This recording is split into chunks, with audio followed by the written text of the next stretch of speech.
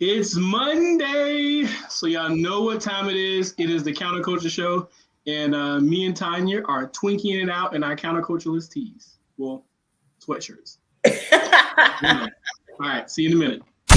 Coffee and Collaboration Media family. Adjust your viewing device. Turn the volume up high so the neighbors can get this fire. Tell a friend to tell a friend. It's time for the show. Authentic, inspiring, changing the culture, and normalizing kindness. The revolution is now. With your neighborhood counterculturist, it's the Counterculture Show.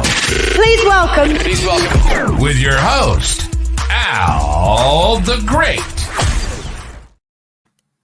Hello, good people. Happy Monday. Happy Monday, Tanya. Happy Monday. Blessed Monday. Favorite day of the week. You get to start it all over again. Yes. Do something different. It's funny because one of the reasons I wanted to do a show on Monday is because Monday is typically, one of the days people dread. Right. Kind of starting the week off. You're like, oh, I gotta go to work. So I was like, let's do something different on our Mondays. I like it. Especially like you said, people are rushing the week. Oh, is it Friday yet? It's Monday. I tell people, don't rush your life away. Yes. So if you are hearing us and seeing us in our counterculturalist, fleece sweatshirts, make sure that you go ahead and share. Don't keep us all to yourself. If you it's your first time joining the show, my name is Al the Great, your neighborhood counterculturalist, and I am all about countering this culture of shame and cruelty. My co-host today, CNC contributor, Miss Tanya Walker. Tell the people who you are.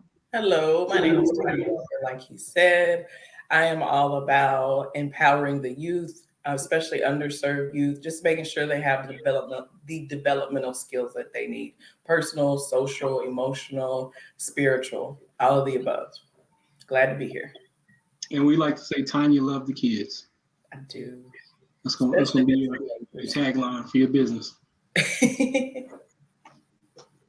So today we are talking about a very interesting topic. Something that I thought it was very interesting. Something that you don't typically think goes together. But we're talking about the selfishness of giving, right? What did you think about just the idea of that topic when I told you we were going to talk about it? What did you think, Tanya? I thought that's ironic because it is the season, right?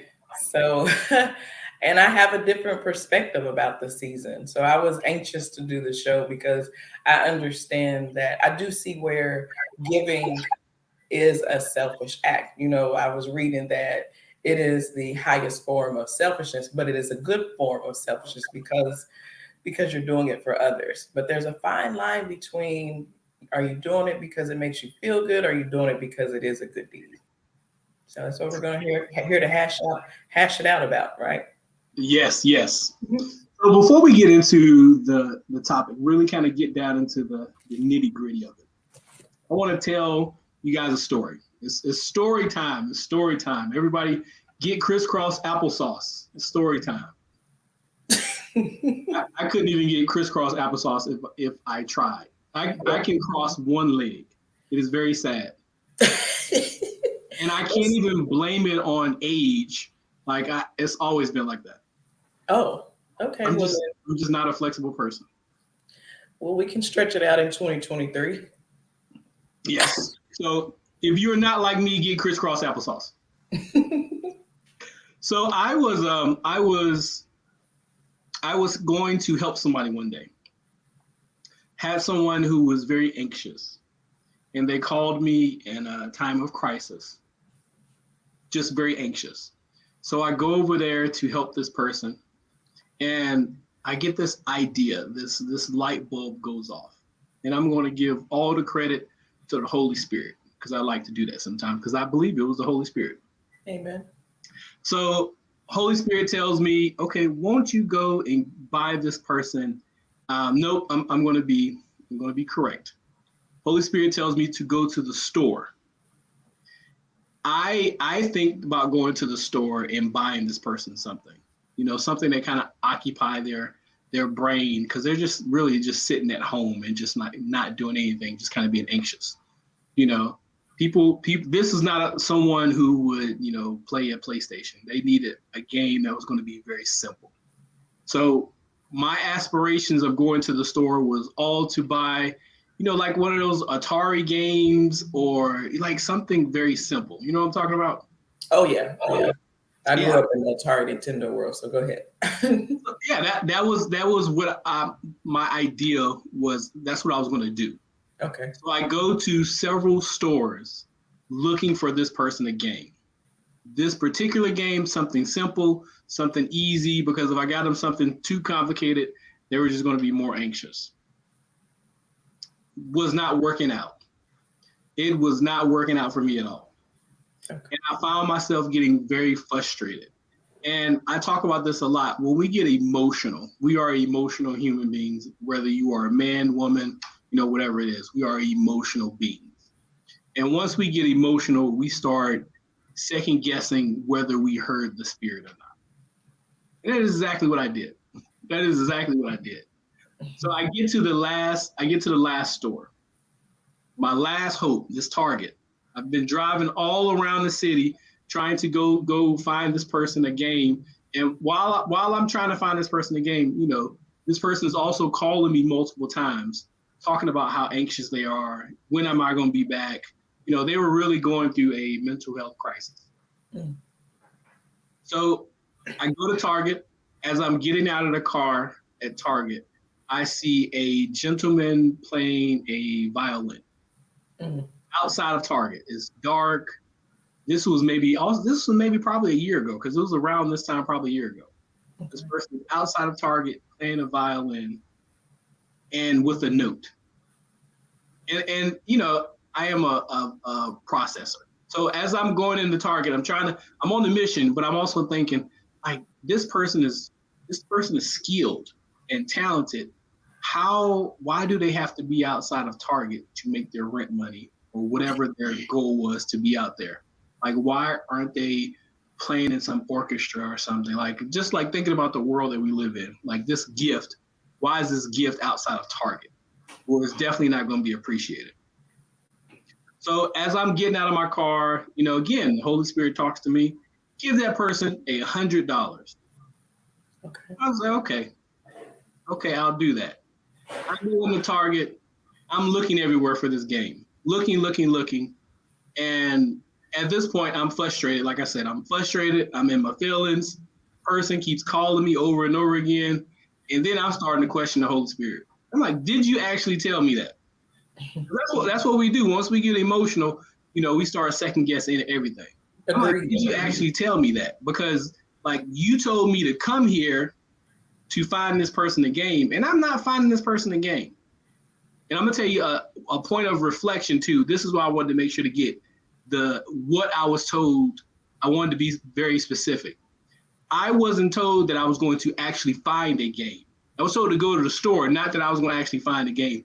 I filled in the blank that I was going to find a game. That was my, one of my things. So it is important that you have a full understanding of what you're being told. I'm learning that too as I mature in my faith. So I'm frustrated. I'm like, did you even tell me to give this person $100? Like, I'm second guessing everything now. Like I can keep my money. Like, I'm gonna keep my money. Like, did you tell me to give this person $100? I'm like I'm pretty sure. Like, I'm pretty sure you probably told me to give the person $100. Devil definitely is not gonna tell me to give anybody $100. So I was like, okay, I'm sure of that one. So as I'm going, I gotta go get checked out. I gotta get $100 in cash, and I'm frustrated. The person keeps calling me. I'm on the phone with the person as I'm trying to get out my car and give this person $100. And I'm trying to signal to the person that, I'm about to give them this money. And they're just playing away. They have the violin, is hooked up to a speaker, he's doing his business. So I'm trying to tell him I'm gonna give him money, and he points down to the bucket. Mm-hmm. Tells me to put it in the bucket. I have this moment, and I think that I am a very giving person. Like, I have definitely gotten a lot better at this. Okay. A very giving person. But I have this moment when he's telling me to put it down in the bucket so he doesn't have to stop playing. I'm like, he's not even going to know I gave him this money. It's like it's just going to be like everybody else's money. He's not going to know I gave him $100. It's just going to be like everybody else's. And I had such a moment of revelation about myself. Like when I say I am a giver, like I am a giver. I give from my business. We give 10% back to local nonprofits. Me and my wife give, personally, together and separately, like we are givers. But I had this moment of reflection, like this person is not even going to know I gave them this money. Well, as a giver, why do they need to know? Why does he need to know I gave him the money? That part. Yeah. So the revelation I had, what I learned about myself, and what I in my head, this is I don't, the Holy Spirit didn't tell me why I was supposed to go through all this, but this is why I think I was supposed to go through all this. I wanted that Oprah moment. As givers, I know everybody's seen Oprah, when she had her show and giving away a car, giving away, sending somebody to college. You want this Oprah moment where someone is just so happy and you see them light up because you have changed their world. I was going to change the person's world with $100. I had self-consciously, I had a lot of aspirations. For him, for sure. But I wanted that Oprah moment. That's why I wanted him. That's why I wanted to put the money in his hand. And this was like a whole self-conscious thing that I realized after, I thought about it and had this revelation. Like, because I felt some type of way that he just told me to put it in the bucket. I was in my feelings a little bit. I was in my feelings. And then I realized why I was in my feelings. Mm-hmm. Like, how many people have, like maybe self-consciously, maybe you consciously, you have realized this. When you give somebody something, you want to see that appreciation on their face. You want this Oprah moment. Like you want them to be so excited that you changed their moment or made their day. Like it just told me so much about myself and partly how this topic came up about our selfishness in giving. I'm gonna let you talk, Tony. I talked a lot. No, I mean, that was a great story because it happens to all of us, right? There's a moment where, and I love the Oprah, that it's an Oprah revelation or analogy. I mean, because I know there's been times when I felt like that and I've had to pray my way through it because I'm like, it's not about me, right? That moment of reflection and realizing that this is the selfishness about giving because it's not about me. Like you said, if I'm obedient to my spirit, I am supposed to just present the gift. It's not about me after that. So yeah, you're not alone. It happens all the time. And I think part of me, that's why for me, this is the season it's supposed to be the season of giving, right? But we find ourselves more concerned about what we're getting. But for me, I made a decision years ago with my daughter that I wanted to take her to do volunteer work on Christmas Day. And then I would always take her after Christmas to get whatever gifts or clothes or whatever she wanted, because I felt too wrapped up in the season of, we got to get this and we got to get that. And financially, it was too much. It was exhausting, mentally, spiritually. I just felt different. And then I remember when I was younger and my mother didn't have, my mom and dad didn't have the money to really get us any gifts for the Christmas holiday. And she took us to do serve for the homeless and serve them meals for the homeless. And I never forget that moment. It changed my life. And, she felt some type of way because she couldn't get us any gifts. But I mean, she's putting a roof over her head. She's doing everything that she needs to as a parent. But it's amazing how inadequate you still feel during the holiday, right? Yeah. So but when we went there to serve the homeless, I don't think she realized how much it changed our lives. I know it changed my life. My twin and I went. And so as I got older, I started doing that with my daughter, and then my nephew started doing it. And I got one of my girlfriends that does it. They'll make sure they go serve the homeless Christmas dinner, and then they go have their own Christmas dinner during the holidays. So I understand your story and I can relate to it a lot, especially in this season of giving, because there is a fine line between, is it about you or is it about them? Yeah, and it's crazy how many parents you provide for your children year round. You got food, they got a roof over their head, you do all these things year round. But during Christmas time, and this is, definitely the way why it's set up the way it is. During Christmas time or during certain times of year, birthday, like you feel like you can't go all out and do, go broke. Like you feel shame as a parent. Like it's like just so ridiculous. It's the reason we had to change things too. Change the culture, counter the culture. We all about counter the culture here. That's what the whole show is about. Right. And that's exactly what I felt like I was doing with my daughter. I was like, I don't have to keep going through these changes. I don't have to feel, you realize that you don't have to be in a box, that you can create your own type of a legacy. I wanted her to understand that it's not all about what am I going to get and what are you going to get me. And, I wanted to make sure that we serve. That's what this holiday is about. And so I keep going back to the holiday because I think this is the biggest season where you think about giving, next to birthdays, like you said. But absolutely, I want her to understand that we need to give more than we think about what we're receiving. And then God gives back to us after that. Yeah. Let me ask you this question. Anybody else watching, let us know in the chat. Do you think, so we talked a little bit about that when you give, that you're getting something.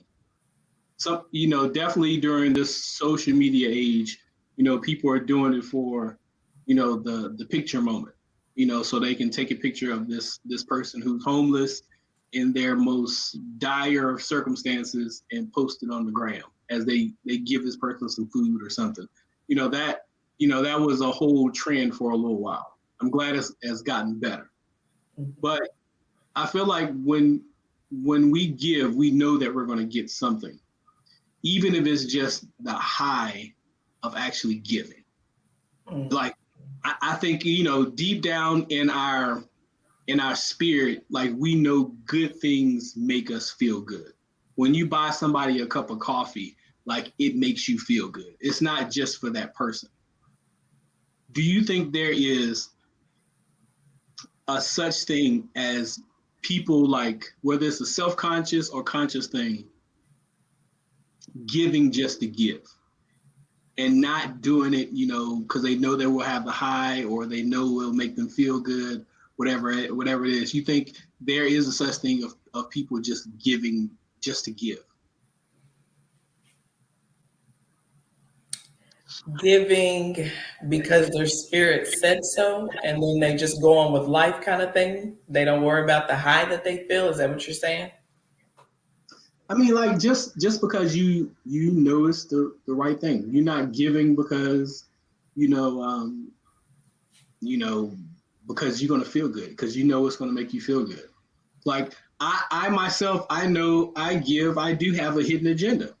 I give because this is what God tells me to do, and at the end of the day, I want to hear my well done, my good and faithful servant.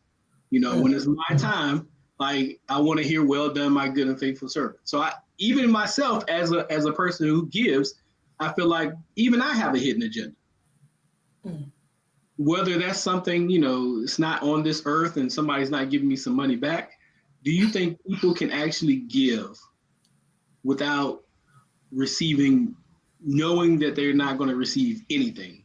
If it's the high, if it's the well done from God, if it's like a pat on the back, anything. Do you think people just give just to give? I believe so. I think so. I still believe that there's, good Samaritans out there that just give to just give. I believe that's me. I'm not saying I'm perfect and all the time, but I definitely try to be obedient to my spirit and make sure that, when I hear God speak and he tells me that I need to give, that I just give. I don't feel as though I have a hidden agenda other than I don't want to be on the other side of God's wrath, right? But I don't need the well done. I just need the I was obedient. So I do think it's possible. And then there's times where I'll be honest, I was coming home the other day and I had a nice fish dinner in my seat. And there was a homeless man at the corner. And I was like, is God telling me to give him my food or that $10 in my glove compartment, right? And I'll be honest, I gave him the $10. But I think I filled in the blank, but I think some guilt from, what I wanted versus what God wanted. There was a little conflict there, but I think that was me kind of filling in the blank. God just said give, right? As I pulled up to the corner, I was like, God, this you need to give, right? And so I did give something, but me and my flesh felt like, I don't want to give him my fish. So, but yeah, so there's times when, where we give with ease, and then there's times where we give because we're obedient, and there's times we unfortunately give for the high, and that's where it can be a little dangerous, I think. As being spiritual and as a Christian, I do think that it can be reckless at times. Yeah, and I think with that example you used with the homeless man, I think the homeless man probably preferred that $10. They typically want money versus some food. Yeah, I guess.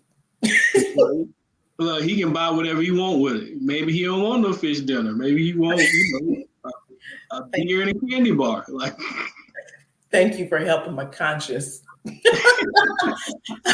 I don't know if he's gonna walk into the store and use that $10, but I felt like I should have given him the dinner. But hey, that was just me that day. Well, one of the realest signs I've ever saw, like from a homeless person, was, I just need money. I just want a beer. I was like, that's honesty right there. I will give you some money. Like, that is honesty. Yeah, that's good and honest. I respect honesty always. Might not, like it, but I always just respect honesty for sure. Yes. For sure. So one of the times, this is the time of year where if you are not, here's a shameless plug. If you are not signed up for our newsletter at goodstewardapparel.com, please go do that. Please. Because the newsletter this week was also talking about, the selfishness of giving. But it talked about it a different way, different story. So definitely go check that out. I agree. I enjoyed it. Thank you. I'm working on my writing. I'm working. It's working for you. So part of the newsletter addresses this time of year. And I feel like, and you talked about it a little bit, Tanya, I feel like so many, and I found myself doing this as a parent. So many parents, we go broke because, we want to see a smile on our kids' face. Yes. I'm sure all parents want to see that. But I feel like the real reason that the real reason that we are doing this is we want that high. We want to feel like, I bought my kids all this stuff. I'm a good parent. I am a good daddy. I bought them all this stuff that they do not need and that they will play with for 2 hours. And then it will be in the toy box and we will never see it again. But I'm speaking from experience. I found myself getting into this race where I wanted to fill up the tree. Even if it was stuff the kids didn't even want, I was putting socks under their clothes, stuff they didn't even ask for. I'm just trying to fill up the tree. So on Christmas, they have so many things to open up. And I found myself doing it just for, kind of that high, I want my kids to open up all this stuff, and I just want to feel like I'm a good parent. This is what it means to be a good parent. Especially when you come from a situation where you didn't have that. You're trying to overcompensate for your own, shortcomings in your childhood. Do you feel the same way? A lot of parents, maybe it's a conscious thing or subconscious thing. You think they're doing it for the high? Absolutely. I think it's multiple. I think some of it's, self-conscious. Some of it's, they're not even thinking twice about it. But I remember my dad. He was one of the ones that was really big on, you got to open these gifts. Come on out here into the living room. We got to open the gifts. and he was more excited than we were, right? Yeah. And I find myself, I'm gonna be real transparent. I find myself with my daughter trying to counter that culture. I really do, because she would buy me a gift for, say, my birthday, or even we'll say Christmas. We'll stay with the holiday. And the first thing that I'll ask her is, how much did it cost? Because I don't ever want my happiness to be wrapped up in the cost of something. And so, and I shouldn't, I should allow her to get me whatever she wants to get me, right? But it's just something in me that I don't ever want it to be about the money. I do believe in sentimental gifts, but I don't believe that it should be all financial. It should not make or break someone. When you get into a space where the gift that you're giving is making or breaking you, financially, then we've missed the mark. That's how I feel about it. It should be something thoughtful. It should be, which doesn't mean it has to be, the first J's or the biggest this or the bad. It doesn't have to be the biggest, the baddest, and the newest, right? I don't need somebody standing 2 and 3 hours in line for the first Apple phone. I personally don't care about the Joneses, the Johnsons, I don't care about none of that, right? So I care how much you love me, and the gifting and the giving is supposed to be in the spirit of love, right? Because similar to the gifts of the spirit, right? It's supposed to be about love and companion, or compassion and things like that. And I just don't think that we give consciously enough in the gift of the spirit. We give more in the gift of self, and that's the culture that we want to counter. Yeah, and I think that is the culture that is being pushed. Like, it's all about feelings, how I feel, how this makes me feel good. Do what makes me feel good. Do what I desire versus what's good for me. Like, it's all about let's give people candy and cake without any vegetables and meat. That's what it feels like. Culture is all about give them the dessert first, and that's all we're gonna give. Right. And then you create a culture. Then these kids or young people. I'm gonna stick with young people. It turns into an expectation. And then now you're feeding into the expectation, because you're like, well, if I don't get them this, then, they're going to be unhappy. Well, no, you need to teach them differently. You have to counter the culture. You need to teach them that it's not about that gift. It's not about getting what you want. That's not what giving is. So I stopped the trend when it was a couple of Christmases that I remember with my kids. Mm-hmm. One was, I realized, like, my kids only played with those toys for that day, and they were in their toy box and were like never seen again. They were at the bottom of the toy box, never seen again. Maybe only one of the toys they really just kind of played with, more, kind of not even every day, but more often. So that gave me a lot of pause to change this culture, to counter that culture. Right. The other thing was with my oldest daughter. I remember one year she had more fun playing with the box that the gift came in. That's what I was going to say. Actual gift. That was my daughter. Her dad loved to get her all these big things, and then she's over there playing in the corner with the box that it came in. Yes. I mean, get over here. I'm like, what am I doing? Like, why am I spending all this money on stuff? I just buy you a bunch of boxes. Like, I'm telling you, and you can get them from work. I'm telling you. It's eye-opening, right? It's very eye-opening. And if you're really paying attention to your environment, to your children and what you're trying to teach them, you take note, right? You take note of that and realize that this is the opportunity for me to teach them something different, because this wasn't about them. This was about me. So if I change, they change. Miss Kimberly says she likes my mug. This was Tanya's idea. Tanya's trying to make sure I'm branded. That y'all see this Dove. Y'all gonna get all of this Dove game 24/7 every time you see me. Right. You can't be up here with no naked mug. Come on. We gotta get a good steward mug. What are we doing? They can't have a naked mug. Oh man. And Kimberly, for the shirts, Tanya just wanted to dress like me. She wanted to be a Twinkie. Right? She wanted to be my Twinkie. He got my memo. But no, I am glad to be on this show and glad to be talking about giving and selfishness of giving. Because this season drives me crazy. I'll be real honest. I'm at a point now where I haven't bought anything. Yeah. And I'm at a point where I need to go buy a gift for some people, but my spirit just refuses to go out. I'm like, I don't want to do it. And I'm probably going to miss someone that I should get something for. But then am I getting it for them? Am I getting it for the season? Am I doing it because God said, right? I'm just going through the motions. So.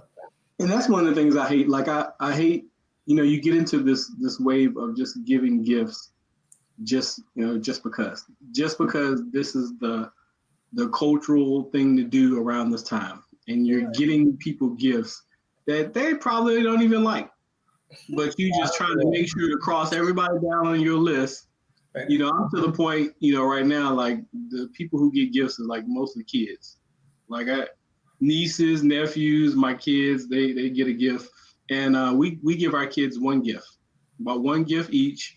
And we try to focus on an experience, something that's going to be memorable, something we can kind of do together. Because, what's like they get provided for all year round. Right. What is the use of, going in debt for one day? Right. I like that. I like that one gift. And you're right. It's about the experience. And that's why I remember the experience that my mother taught us when she took us to serve the homeless their Christmas dinner meal. And that's why I did it with my daughter. And I'm just glad that some of my friends have been able to pick that up and carry it on every year. Even at Thanksgiving is usually when I do it, but I also try to do it at Christmas. So have you also noticed, and you guys let me know in the chat too, like my kids do not need any more toys. Like I get so tired of, like they have so many toys in their toy box that they do not play with. And every so often we do a purge. And most of the time they're mad at me because they don't want to give all this, they don't want to give the toys up, and they want me to trash them, even though they don't play with them. And some of them I wouldn't dare try to go give to any person in need. They're like, why are you giving me this broken stuff? Is it like that? I've noticed like with like family members, I will tell families like, you don't have to get my kids a gift. You don't have to get them a gift. They have college funds. Put some money in their college fund. Right. But they would prefer to give them a gift. And I feel like also, I think if we really have these conversations with ourselves about why we do things, I think we would learn so much. And, when you give somebody a gift, they open it up. It's seen, they can thank you, right after it, it's something that can be seen. It's, most of the time, immediate gratification. Right. When you put some money in somebody's college fund, that's for some years from now. Saying something right now. Yeah. And then it's in the bucket with all the rest of the money, and they might not ever even thank you for it because maybe you put $30 in there, like. But that's okay. You are really talking, because I texted my daughter's dad this year, and I said, I really want to spend the money to get her a life insurance policy of her own. And I want that to be her gift for Christmas from me or from both of us. Whatever it is, I just needed him to know this is where I am with it, because we're also about the experience. We're about trying to change the culture and give them different things that are going to be life-changing, not just momentarily change the moment, not just change the moment, because raising kids is about where they land as they get older, right? And I just feel like we're so caught up in them being comfortable while they're young. Just be comfortable and be happy. And it's not about that. It's about, where am I taking you to? Where am I leading to? It's about that leadership. Don't get me going. That's a whole nother show. But it's about making sure that we're leading them in a direction that they need to, and that we're raising them in a sense that they're good people. The children really are our future. And we have to instill in them a different type of culture, so that they're not just take when they get older. They're not just in debt when they get older. They're not they don't understand finances when they get older.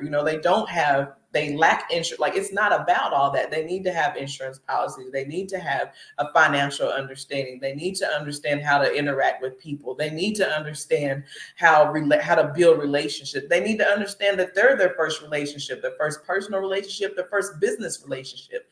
They have to understand all of this. And it literally starts with the little things, like what your culture looks like in your household when it comes to these man-made seasons. What does it look like? Because it's not about Christmas. Can we go there? It's not. Like, that's a whole nother show on its own. Right.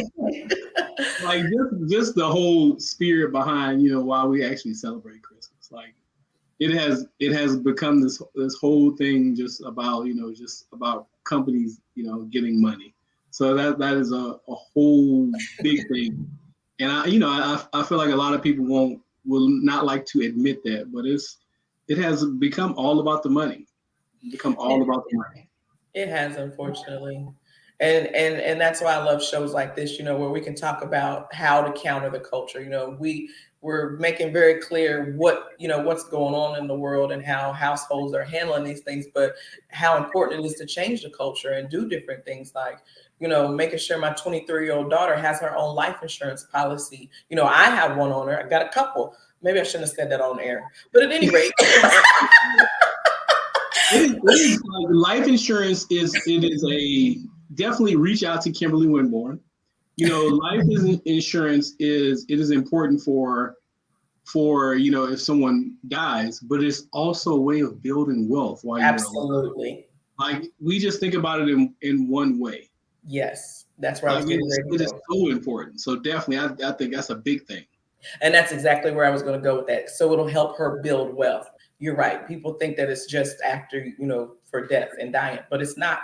I want her to be financially stable by the time she hits her 30s or her 40s, or even younger. If she wants to be able to do something, take some money out on that life insurance policy, become her own bank while she's, in her 30s, or as she starts to, get older and out of college, I want her to understand what that looks like and be flexible and be able to do that. So giving,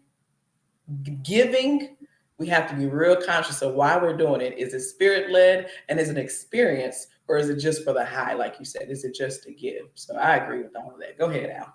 I love it.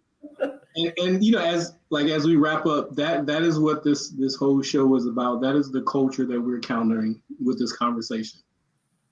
Are you really thinking about why you are giving? Are you giving for the high of giving? And I will say, just straight out, any reason that you have for giving is it is important to give. But thinking about your reasoning and your why behind it, it teaches you a lot about yourself. Yes. And that's what the real work is. Yes, 100%. And it will also help some relationships. It also helps some relationships. And I know, like me and probably like other parents, like, you get tired of your kids not being grateful. Yeah, I did. Yeah, I do sometimes. And sometimes that's because you have given them so much versus, really thought about, having thoughtful gifts and thinking about why you're giving, and not just not just doing it just to fill up the tree. Right.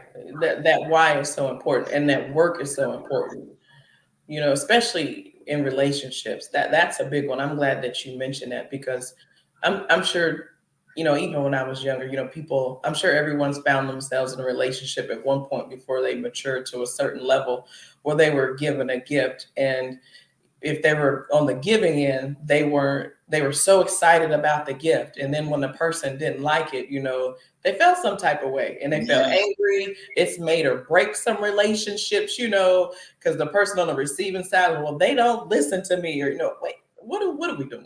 Right. So that's a whole nother thing too. Like people giving according to their love language versus the other person's love language. Yeah, I agree with that. Giving a person something that you think will be a nice gift, but not getting to know that person and being thoughtful in a way that you're giving them something that they would think would be a nice gift. And that's the work that we need to do. You know, how tuned in are you in your relationships? You know, are you just excited because, like you said, this is something you think will be nice, or are you really thinking about that person? Like, giving is such an experience, and I don't think we take it seriously enough in terms of emotions and spirituality. We take it, you know, there's a lot of people that take it serious in terms of going through the motions and getting the high, but that's not what it's about. I love that. Stop going through the motions. This season, as you are finishing up your Christmas shopping, don't just go through the motions. Don't. And I was reading something the other day about, you know, how to some thoughtful gifts that won't have you, you know, going into debt. You know, offering, you know, certificate to babysit somebody's kids, you know, cleaning somebody's car, you know, like some acts of service that you won't go broke with and it won't cost you anything. Right. And the acts of service is big for me. I'll be real honest too. And why this took to my daughter when she was younger, being able to take her to serve on Christmas Day and then take her after, or on Thanksgiving, you know, whichever holiday, and then to be able to take her after Christmas. Well, we'll stay with Christmas. Then being able to take her after Christmas Day to get gifts. I was like, you can get twice as much for half the price, right? So, you know, she's like, okay, I can serve. This feels good, and I can get twice as much. You know, maybe this is good. So it's just know your why. Awesome. Maybe that's not the people think about why you give in this season. I know this is a season where people get stressed out. You know, you feel a certain amount of shame because maybe you didn't get that perfect gift. But really think about why you're giving, you know, and who you're giving for. Yes. Tanya, tell people how to get in touch with you. You can get in touch with me at walkerreconstructionllc.com. My handles, Instagram, are walkerreconstructionllc.com, and also on Facebook. Thank you. And y'all remember, Tanya loves the kids. That's going to be a hashtag or something. Yes. I'm keep saying it until it turns into something. Maybe. I'll get a shirt. All right. I'm manifesting it. Thank you. So I want to tell you, I want to thank you all for joining us for another Counterculture Show. And I want to tell you that, you know, of course, I am Al the Great, your host. And I want to say that I think you're great. God thinks you're great. Make sure that you think you're great. Amen. And no matter what this culture tells you, they may not like the packaging that God created you in, but do understand God is the manufacturer of greatness 365 days a year. That is all he produces. So you are nothing less than great. And you just need to learn to walk in it. So have an amazing week. See you soon. This has been a Coffee and Collaborations Media production.